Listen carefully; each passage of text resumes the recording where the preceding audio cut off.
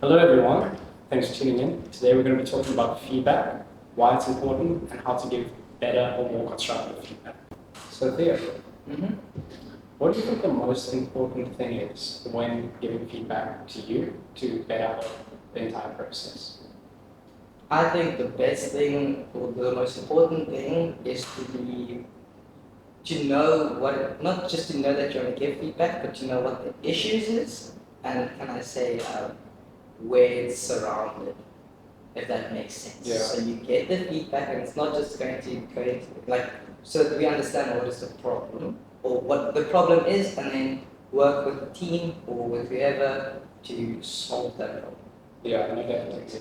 And how would you say the best way of getting feedback to you would be? I would say depending on the client or the person that you're trying to get feedback, the best way would be to ask them what would be the best way. It's whether we're gonna go on a Teams call, we're gonna meet up in person, or if they want to keep a spreadsheet and then they can whatever's most convenient for them. Just in that way that you can actually get the feedback back. Because Yeah. I've noticed a lot of times it's not getting the. I mean, it's not the feedback itself. It's really just getting the feedback. No, I agree, because the biggest problem I find is just the whole when situation, because sometimes it gets to the point where they haven't said anything for maybe a week, and then they come with the feedback where it's a bit of, We could have made changes, done something differently, but because you don't have it, you can't do it. yeah.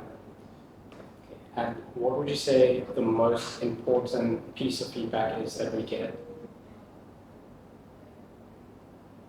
The most important feedback is going to be different depending on the business, can I say, or the industry. But a lot of the times it could be,